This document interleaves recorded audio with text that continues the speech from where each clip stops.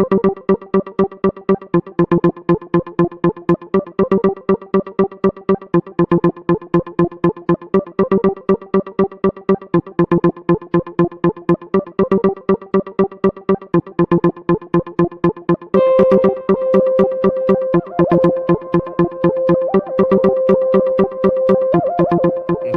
to everybody. I'm going to be reading a read through. It's me, Johnny Vedmore, and we're doing a Johnny Vedmore read through. Yes, it's of the first in the Black Hand series, A Song for Esmeralda. And honestly, this is an important one, extremely important. I was asked to look at one line in Whitney Webb's One Nation Under Blackmail. It was to do with the craze taking over a nightclub.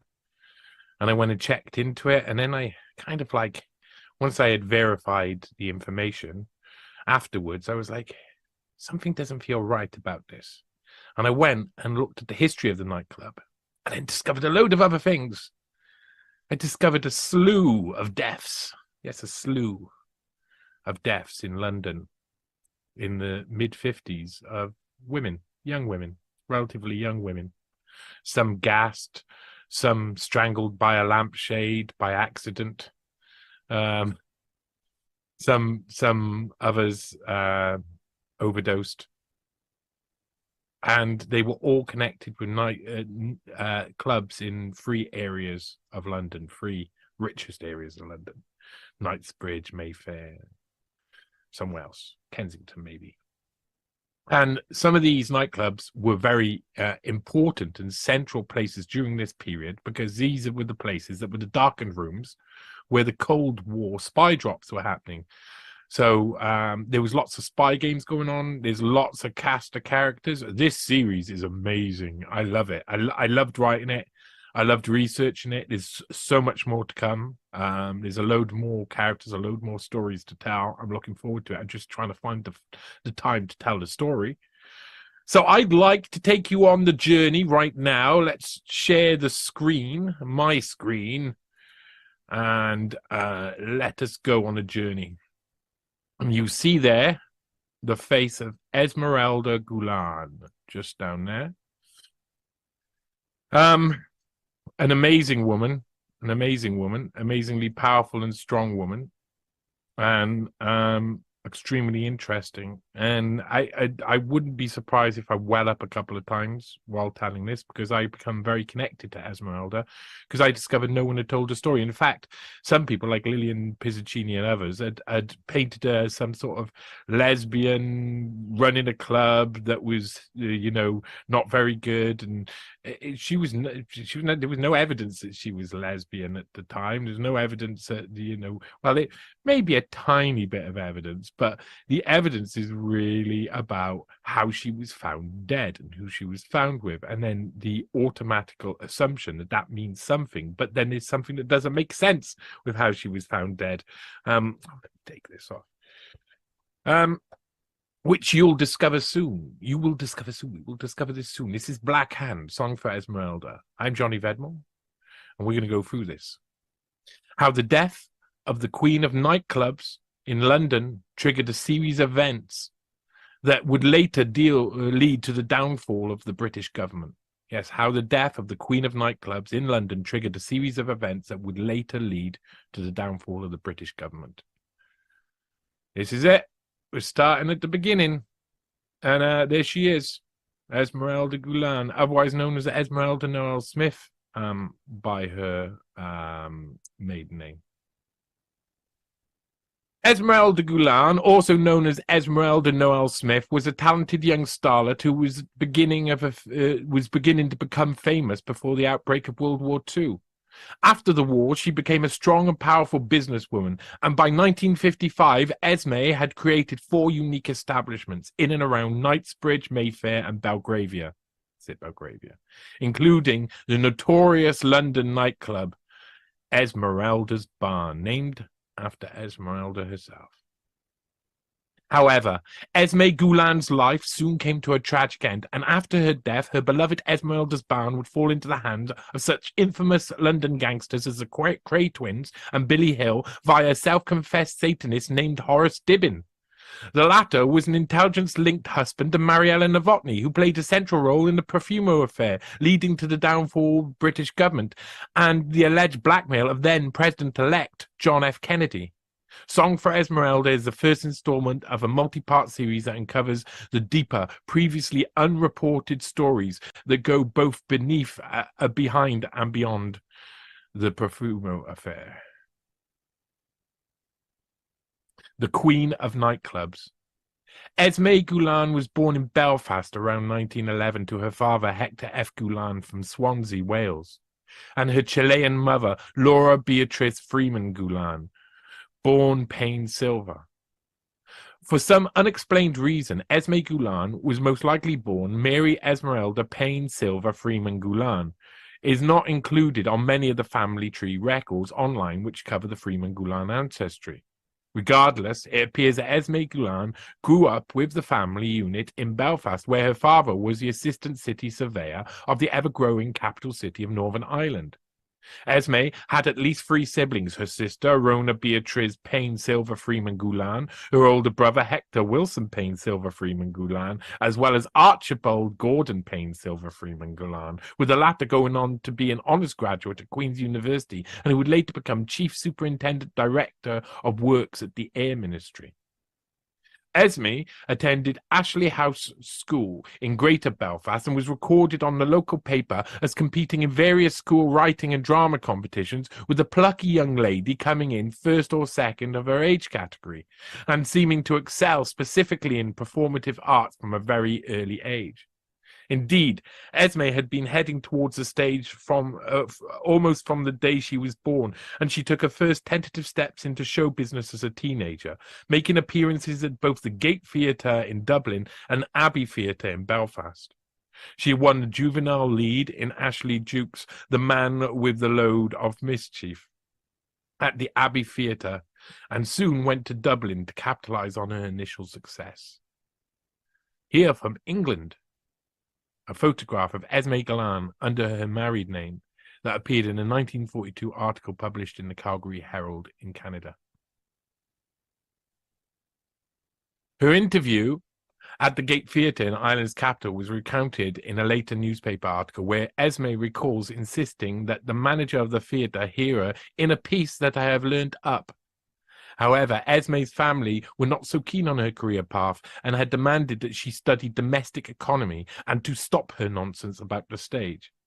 It's for this reason that when Esme was 17 years old, she ran away from home, which may explain her omission from the majority of the Freeman Gullan family records, and she arrived in London, a penniless young stage actor. She soon found work as a hostess in the West End Hotel, where she was provided with meals during working hours and paid £5 a week. Soon after, Esme took up an opportunity to model swimsuits and eventually became what one Sunday Mirror article describes as the toast of London, with that same article also noting that millionaires offered her marriage. Esmeralda had always felt she had been destined for great things, and she had been determined to succeed from the moment she left her homeland of Northern Ireland for the big city of London. Esme already had some relatively famous cousins working within show business. One of her cousins was Marjorie Gullan, who was at the time a very well-known vocal coach and director of the School of Speech in London. Another of her cousins was Campbell Gullan, an actor and producer who appeared in some very interesting movies. One film in particular was created to counter Nazi propaganda before the war with strange consequences. Juices is a 1935 British philo-Semitic film following the romance of Joseph Suss Oppenheimer, a real-life German Jewish banker and court Jew from the 18th century. The film created a counter-rising Nazi propaganda about Jewish people. The film, created to counter rising propaganda about Jewish people, saw Campbell Gullan play the Prince of Fern and Taxi in a picture which is described by the Times correspondent as indistinct.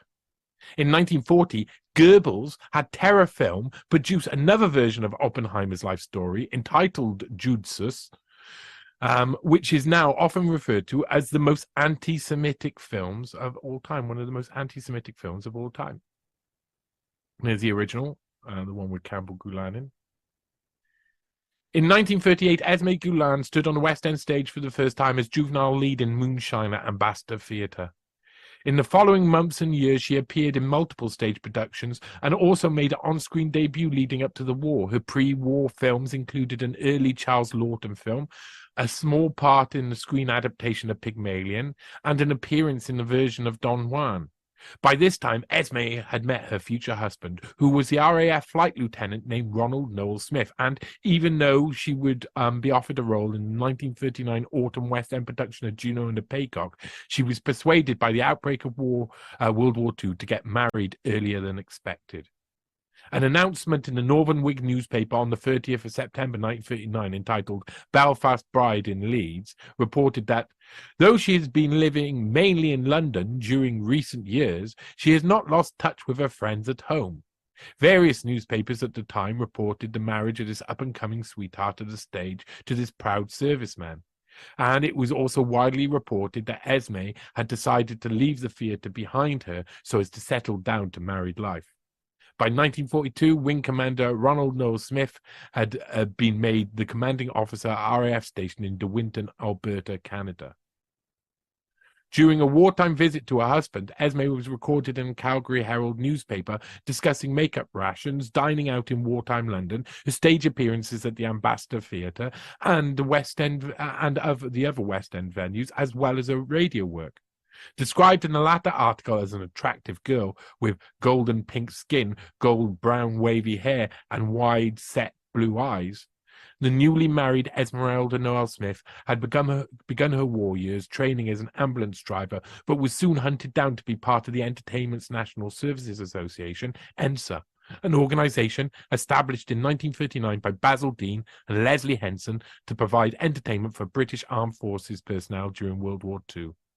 Esme had returned to treading the boards, entertaining the troops and hobnobbing with various other stars of stage and screen who were also part of ENSA. As the war ended, Esme and her rather underwhelming husband, Ronald, were heading towards divorce, and by 1947, Esme Noel Smith made herself a single lady again. As a bachelorette, she went to work building a better life for herself by starting up as an interior decorator, where she began to purchase large London properties and convert them into flats. The investment and hard work soon paid off for Esme, as the London post-war property market was booming, and she now had some money to invest in her many other projects. She went on to invest in her first London club alongside 3 partners, one of them being Elspeth March, the ex-wife of the aforementioned film director Stuart Granger. This small group would start a buttery in Dover Street, Piccadilly, of which Esme eventually became the sole proprietor in early 1952. The Belfast Telegraph described the Dover Buttery House of Esme Gullan as an article dated 29th of October 1954 stating, "Its atmosphere is redolent of Dickensian coaching house, with candlelight and heavy oak beams, and being fully licensed till midnight, it caters largely for theatre-goers." Esme Gullan, who regularly used her married name of Esme Noel Smith when representing the higher class establishments which she ran, was setting her sights on becoming a major name on London's elite nightclub scene, an accolade which may have eventually been one of the main causes of her untimely demise. Once Esme's various business enterprises had brought in enough funds, she went on to purchase 2 little mews cottages off Harkin Street in Belgravia, with the intention of converting them into the Montrose Club. When she did, the Montrose Club became rumoured to have the smallest dance floor in London, famous for its oyster bar decorated with seashells. Esme had personally hunted down 2 authentic Neapolitan chefs from one of the most famous restaurants in Europe at the time, the Constant de Marie in Capri, to make sure that the establishment drew in the elite local clientele and gave truly authentic experience to her wealthy customers. Esme was a woman who wanted to create something special and unique with whatever she did. By the beginning of 1954, everything was going on. Everything was going Esme Gullan's way. She was planning on opening another buttery in Knightsbridge and even thinking of launching a nightclub in her hometown of Belfast. She was also preparing to take over the Torch Theatre in Wilton Place, which she intended to run on review lines with dancing on the stage. Esme was busy creating specialty clubs and dining establishments fit for the wealthiest of London's elites. She was a force to be reckoned with, a true female pioneer whose life would have personified the swinging 60s if she had managed to live that long. Esme was lively and vivacious. She was protective over her friends and loved ones, and her personality was described during this period as being both tempestuous and courageous. And I am welling up a little bit here because I feel connected. I feel like everybody forgot Esme. It says Esme's picture featured in the 1954 Daily Mail Mirror article. Of course, I've cleaned it up massively. That's not what the print looked like in the Daily Mail for sure. So I cleaned up that so everybody could see her. In March 1954, this vibrant and attractive young lady would kick up a storm in Nottingham, England. Described in the newspaper reports at the time as an attractive blonde, Esmeralda was in a Nottingham transport cafe at 1:30 a.m. on the night in question when a police sergeant called Frank Taylor entered the premises to speak to her about her vehicle. She was eventually fined £10 for sounding a horn and parking on the wrong side of the road at night, failing to display a license, and failing to produce a driving license and insurance certificate. But not before the trendy, strapless dress she was wearing caused a scene. Sergeant Taylor first entered the cafe with the sole intention of reprimanding the club owner for her many vehicle violations, but after taking one look at her attire, he instead began to criticize her provocative look. The strapless cocktail dress in question, which Esme had donned that evening, wasn't the reason she got in trouble with the law, but it did manage to get her face in the Daily News newspaper based in London, as well as making the pages of the Daily Mirror on the same day, which featured an image of Esmeralda Gullan, or Mrs. Noel Smith as they refer to her, in the offending strapless number. The latter article, printed on Thursday, the 11th of May, 1954, stated that Sergeant Taylor told Mrs. Noel Smith that her appearance was not becoming and that lorry drivers were watching her and laughing. The Weekly Dispatch newspaper reported in March 1955 that the day after Esmeralda had appeared in the aforementioned newspaper wearing a strapless dress, new menu cards had been printed at one of the restaurants with a picture of her wearing the dress, with a note below which read, "The success of the restaurant lies in the personality of charming Esme Noel Smith. She is a keen sportswoman, a racehorse owner, and a shrewd observer of life." Around this time, Esme became the part proprietor of the Old Torch Theatre, an establishment in Knightsbridge which was to be renamed Esmeralda's Barn. The barn was soon to become one of the most exclusive London haunts for the rich and famous. Within a few years, this venue was also to become a notorious den of villainy and gambling and intelligence operations, but not on Esme's watch. Esmeralda's Barn was to be the centerpiece of her growing list of establishments, and she had it decorated with horseshoes and cartwheels, with the walls covered by rustic-looking planks of wood and decorative straw. To design the nightclub originally, Esmeralda had commissioned Pietro Annigoni, who had painted the recent portrait of Queen Elizabeth II. But after Annigoni completed the work, Esmeralda would, for some undisclosed reason, cover up his designs, and as with everything else in her life, chose to do what she desired instead. She had reportedly met Annigoni while she was holidaying in Italy, and he had asked to paint a portrait of her. She instead convinced him to paint a large mural on the wall of Esmeralda's Barn, which he did along with the then student Timothy Widborn. The mural would remain covered up until 1960, when the then manager of Esmeralda's Barn, Stefan De Fay, had it restored. Pietro Annigoni had been a regular at the Montrose Club, with it being reported that the Italian artist had taken time out to painting Queen Elizabeth II to show off his other skills. At Esme's Montrose Club one evening in December 1954, the actress, Mrs. Marjorie Huntington Hartford, who went by the stage name Marjorie Steele, and Pietro Annigoni had discovered during a meal that they were both master forgers and went on to show off their illicit skills. Marjorie's husband, who we will cover in detail on a later on in this series, wrote down his signature, and his wife and Pietro Annigoni both attempted a forgery. When the results were shown to the people at the dinner table, it was reported that no one could decipher which was the genuine signature. Esme Gullan's closing act. Esmeralda was a free-spirited trailblazer, a truly positive example for all womankind. She was an independent businesswoman in one of the most competitive nightclub scenes in the world at a time when society may not have been ready for such simple advances in gender parity. Less than a year after the beautiful Esmeralda Gullan had appeared in the Daily Mirror wearing her infamous strapless dress, that same photo again appeared in a newspaper. However, this time printed on the pages of the Sunday Mirror on the 20th of March 1955, the headline would read, "Queen of Nightclubs Dies." Tom Tullett, the reporter who wrote the article, started by writing, "Beautiful Mrs. Esmeralda Noel Smith, London's greatest nightclub queen since Katie Merrick, the infamous nightclub queen of the 1920s Soho of the 43 Club, died yesterday."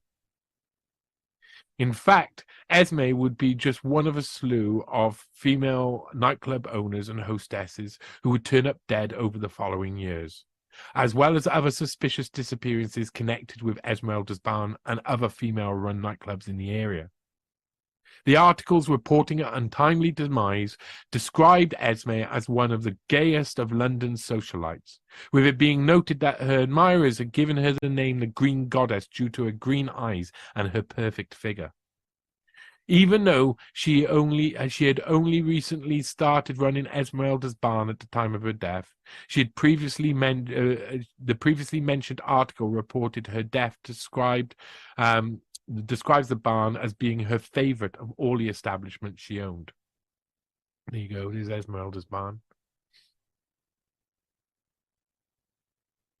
Esmeralda's Barn is seen from Wilton Place around 1962. I've been there recently. It's a hotel now. Esmeralda died on the 18th of March 1955 in a gas-filled room inside a flat in Kinnington Street, Belgravia. Her death was ruled an accident, as were the majority of the other female nightclub owners and hostesses' deaths which occurred over the next few years. The official story was soon reported that the gas fire had been left on in the apartment and blowback had extinguished the flame, leaving the room to fill with gas. But, like many of the cases we will examine, this official story, which was widely reported and had soon become the prevailing narrative, was neither accurate or factual. More factual. Esme was found alive but unconscious, along with another lady, a 21-year-old club hostess named Valerie Evelyn Fisher, who eventually managed to make a full recovery. On Saturday, the 23rd of April, 1955, the Daily Mail reported that Esmeralda had left the Montrose Club in Montrose Place after the club had closed on the 18th of February, 1955. The article goes on to state that she was later found dying on a divan, with 21-year-old Valerie Fisher laying beside her, also unconscious. It was reported that Esmeralda regained consciousness for a little while and that she was able to answer simple questions, but the reports state clearly she was never able to give account of what happened. The Westminster coroner would hear details outlining how Esmeralda and Valerie returned to the flat with two men, where they partied until 4 or 5 a.m. The Belfast Telegraph reported on the 22nd of April 1955 that Valerie Fisher gave evidence in the inquest about the events of that night, stating, "But then it was too late for me to go home, so I decided to stay with Esme." Miss Fisher went on to say, "I went to bed before the party finished. I had a bedroom of my own. I had the light on. I remember waking up when Esme came in and said she was going to bed. Her bedroom was next door. I turned the light off and went back to sleep. I don't remember any more after that." In the same inquest, this depiction of events was soon contradicted by the testimony of Inspector Bruce Dix, who had discovered the two women unconscious but still alive. Dix would state that he found Esme and Valerie lying on the divan bed together, not in separate rooms, as Miss Fisher had stated. Dix would also tell the coroner, Mr. H. Neville Stafford, that the portable gas fire had not gone out due to blowback, but was in actual fact still alight but not fully burning. The aforementioned Belfast Telegraph article also reported the testimony of Frederick Smith, described as a gas board research chemist, who said that the tube of the portable gas fire had a leak. A Daily Mail article published on the 23rd of April 1955 expanded on the statements by Mr. Smith, who worked specifically for North Thames Gas Board. He tested the equipment and how it had been installed, claiming that the installation was sound, but stating that that when the tube on the gas fire was in a certain position, there was a leak. However, the Mirror article also reported further tests showed that though the room was not well ventilated, the fire burning for up to 6 hours would not bring about dangerous conditions in the atmosphere. But with even a small leak, the air would be dangerous after a period. Even though the test by the gas board experts had concluded that the fire burning for about 6 hours wouldn't bring about dangerous conditions in the atmosphere, no further investigations into the circumstances surrounding the death of Esme Gullan took place. Curiously, Esme was recorded as leaving a reasonably large sum of money to someone rather unexpected. It was reported in the Daily Herald on the 18th of May 1955 that Mrs. Esmeralda Noel Smith left £8,535, £1,952 net, all to Mr. Gullan Jones, solicitor of Wrexham, North Wales. But the article fails to mention that Mr. H. Glyn Jones was also Labour candidate for West Flintshire division in the general election.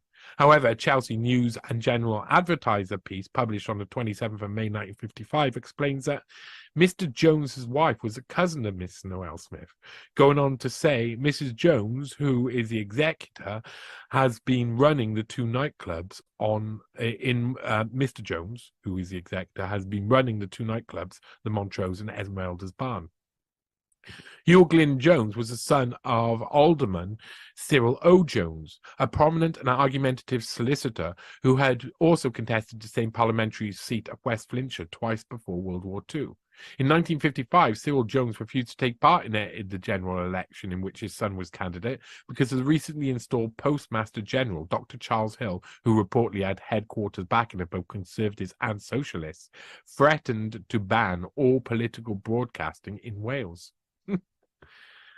On the 17th of June 1955, a Westminster and Pimlico article published a pedantic correction at the request of Hugh Glyn Jones, stating, "We have been asked by Mr. H. Glyn Jones to state that it was inaccurate to describe Mrs. Noel Smith as a nightclub owner, as her properties, the Montrose and Esmeralda's Barns, are members' clubs, and the Dovery Butter in Knightsbridge and the Knightsbridge Buttery are catering establishments." As a political candidate, Hugh Glyn Jones had probably been keen not to become associated with Esmeralda's London nightclub. It was almost impossible to have an establishment in the West End of London during this period without it being connected to elements of organised crime who were running protection rackets targeting such venues. There were rumours that Esmeralda, who was reported as being part proprietor of Esmeralda's Barn, had gone into business with the mob right from the start.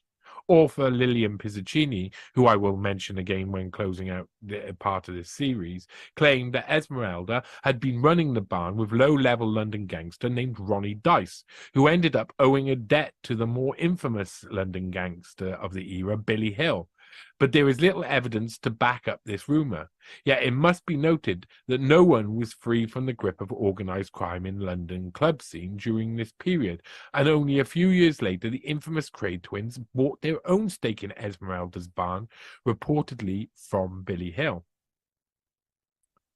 The first in a series of mysterious deaths. Esmeralda's story, although filled with intrigue, mystery, and contradicting evidence, is just one part of a larger saga. On its own, her life could be seen as an adventure which came to a tragic end, but when combined with the other parts of this complex tale, Esme's life and death become a grander, more elusive mystery. For Esmeralda Gullan was but one of a series of bizarre and supposedly accidental deaths which occurred throughout the London club scene over a very short period. Over the following couple of years, many women with significant stakes in London nightclubs would turn up dead or go missing, including Barbara Knox-Marsh, Linda Justice, Patsy Morgan Dibben, Dorothy Foxon, Janet Curtis Bennett, and Pamela Gale, as well as Ruth Ellis, the last woman to be hanged in Britain. Esmeralda's Barn was not just a run-of-the-mill nightclub in some impoverished part of London. The barn was located in one of the more affluent parts of the city and was soon catering for the biggest names in British high society. In fact, within a year of Esmeralda Gullan's tragic death, her vibrant nightclub had become the haunt for members of the royal family, gangland criminals, intelligence agents, and the apparent home of a strange satanic black magic circle which was associated to a peculiar man named Horace Dibben. In fact, Esmeralda's Barn would fall into the hands of Horace Dibben within a year of Esme's death, and he would install his Pygmalion Girl, Patsy Morgan Dibben, to run the nightclub. Horace Dibben and Mariella Novotny on their wedding day there. Horace. By the turn of the following decade, Esmeralda's Barn became a gambling den of the kind which Esme herself would never have allowed, and was part owned by such people as the infamous Cray twins. It would also share significant links to some of the most enthralling espionage scandals of post-war Britain. One of the saddest parts of Esmeralda's story is that she and her many accomplishments were soon forgotten by those who were writing the history books. In a book by Douglas Thompson entitled Stephen Ward's Scapegoat, They All Loved Him, but when it went wrong, they killed him, Esmeralda's memory is almost completely covered by the sands of time, with the author stating, "The path was to Esmeralda's, a club established by Patsy Morgan Dibben in a prime spot on Wilton Place in Knightsbridge opposite the Berkeley Hotel." She was friends with Kim Waterfield and Pietro Annigoni, whose 1956 portrait of Her Majesty the Queen had brought him international fame and commission, created the interior design for the club. Not only was Douglas Thompson's retelling of the history of Esmeralda's creation inaccurate, it was also disrespectful to a truly inspiring British female pioneer. Esmeralda Gullan had become a footnote in the constantly rewritten history of the club scene in London during that period. Also, he says that it was opposite the Berkeley Hotel. In actual fact, it's where the Berkeley Hotel is now. Opposite wasn't Esmeralda's Barn. The Esmeralda's Barn was where the Berkeley Hotel was built on top of it, as far as I know, and as far as my research, and I've been there and looked at it and been like, okay, that is definitely seems right and accurate what I've learned. So he was wrong with that as well. Thompson's book, although inaccurate in places, also lists some of those who frequented Esmeralda's Barn, stating, "At Esmeralda's, there were many famous guests, including Bill Astor with his friend Stephen Ward, the usual royals and Hollywood personalities mixed with indiscretions and vodka and heavy drugs, which were catching up with whiskey and gin as a stimulant of choice, while Benzedrine spun the clock. With its discreetly owned multi-room properties, often taken by overseas embassies, Esmeralda became a complement to the Eve Club." Overseas embassies, there's lots of that. Douglas Thompson isn't the only author who published stories of Esmeralda's Barn, which will prove to be erroneous. For instance, in the previously mentioned Lillian Pizzacini's book entitled The Novotny Papers, the author also makes inaccurate statements concerning Esme and the barn. Pizzacini states that Esmeralda was found dead of an overdose in Baker Street flat of her accountant, where in reality Esmeralda was found dying of gas inhalation in her own flat. The Baker Street flat is actually in the next story and is a good woman called Barbara Knox-Marsh who is found dead in the Baker Street flat of her accountant. She also claims that Esmeralda's Barn was originally named after a woman who had run a lesbian club, but there's absolutely zero evidence on which this statement can be supported, and much evidence to the contrary.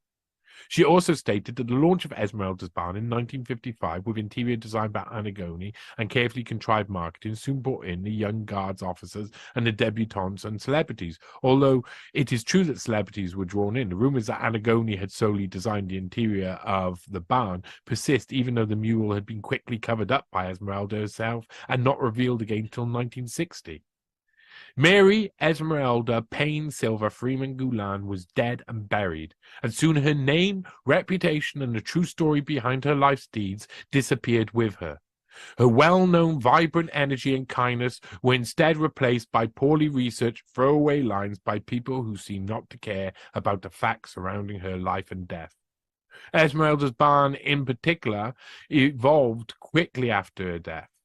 It was during the peak of the Cold War. Spies frequented the darkened room of London's elite nightclubs, passing off their secrets to the like-minded ideologues, making deadly and dastardly deals in the shadows. Horace Dibben, the ruling king of London's elite sex parties, was about to take over Esmeralda's barn, and soon after, a small group of intelligence-linked men and women would cause the downfall of the British government. In the next part of this series, we will investigate the many other suspicious deaths and disappearances of nightclub girls in London during this period. With Esmeralda Gullan dead, many other women were soon to follow and were unable to escape the deadly nightclub trap. And it says underneath, you can also follow Johnny, that's me, around London as he hunts down the actual locations included in the article. You can see clips on Johnny Vedmore YouTube, but you can also see the full thing here at the bottom of the article, where you will see that it was Newshound number 12, Esmeralda's Barn, the craze and organized crime hunting for Esmeralda. And that is a very, I mean, when I did this, I literally just got my camera out, went round for a walk around. I go around to different areas. I included different little bits. I end up in a buttery down here in Wilton Place. That's where her buttery was, just by there, the two Mews cottages. And I go on a journey. Because this was a journey. This led me down. I wrote 5 articles after that sleepless night, because I went to bed in the nighttime. There she is. I went to bed after I had discovered about Esmeralda Gullan. I went to bed and I discovered that I wasn't going to sleep, obviously. I was intrigued. I wanted to know more because I had discovered Esmeralda, but then I had discovered that there was other girls who had died, and it was multiple. And so I tried to go to bed. It was like 5 o'clock in the morning. I went to bed and I just couldn't sleep. I couldn't sleep at all. I had the ghost of Esmeralda in me. And she said to me, you've got to go and you've got to find out about all of this and tell the story. And that's what I felt like. And so I woke up because I tried for about an hour to sleep. I got up and I spent another 4 or 5 hours researching and discovering more and more dead women who were all involved around the same time, all involved, all knew each other. These women all knew each other as well. This was women getting their power back after World War II. Like, lots of the men are dead, and they've come along and they started to build an empire in London. And then the gangsters, the men, come in and steal it from them by murdering them. That's what happens here. And although that some of those guys are quite funny and the like, it's real serious stuff. And Esmeralda Gullan, she's a special one. Esmeralda Noel, she's beautiful. Beautiful. She seemed to be always smiling, always happy. And she had such an amazing reputation. There was so much written about her. She was so interesting. She made it by herself, during the hardest times, being divorced, all of those things. Well, she went out, she changed her own life in a way that made her affluent, be up there with the rich. And she must have been really, really happy. She must have been like, look, I've made it all the way to the top. But messing around with the elites during this point, you're messing around with some dark stuff. And so Esmeralda died. And now, whether it was really just a normal gas leak of a fire, I'd be very interested to know about who the 2 men were, who they returned to the house with. There's no mention of their names. And the people who actually do like things like the coroner's report and stuff, they're all linked with doing the same reports for the other people as well, and all find accidental death. One of the next on the next episode, the lady I mentioned, Barbara Knox Marsh, she dies. She apparently takes enough pills to make her sleep, but not enough to kill her. And then she falls awkwardly from her chair, gets the standard lamp cord wrapped around her neck, and she strangles herself to death. Now, the lamp cord isn't enough to strangle her to death, and the drugs aren't enough to kill her, but the coroner says the two together meant she died. She strangled herself to death, and then she went, and they say first they found her on the floor, but then they say they found her in a chair with a lamp cord round her neck. And it's just ridiculous. It keeps going like that. There's obviously something going on. And what's the result? The result is the gangsters take over all the nightclubs. And intelligence-linked gangsters too. Because this leads to some big things. Not only the downfall in Britain, but the attempted downfall in America. And there's been movies written about this, and there's been many stories written about this. But no one's ever mentioned, no one's ever got these facts right, like Esmeralda Gullan. How can you, like, the amount, Douglas Thompson and Lillian Pizzicini, the amount of things they got wrong is unbelievable. And I wonder if they're putting a bow on a narrative that they're being given easily by someone else. Oh, this is what happened, and this is what happened. No, I'll just write it in and make it sound good. It'll sell. Unfortunately, a load of it isn't true. A load of it is made up and is convenient for the people who want to get away with what happened, because I think there was something much more sinister. So there you go, ladies and gentlemen. That was Black Hand number 1, a song for Esmeralda, a song for Esme. And there was a couple of points in there where I could have easily broken into tears, and every time I read that article, every time I go through her life, I well up inside. I feel that no one told her story, and that I had to tell her story. And so it's done.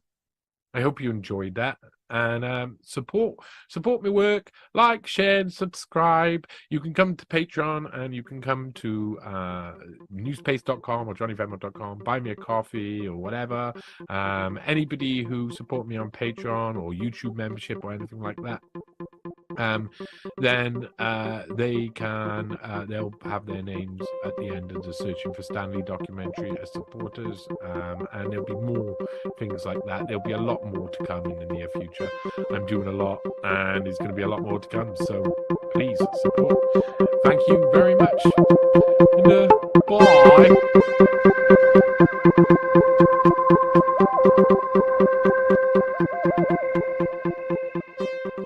Young generation, like Prime Minister Trudeau, President of Argentina, and so on, so that we penetrate the cabinets.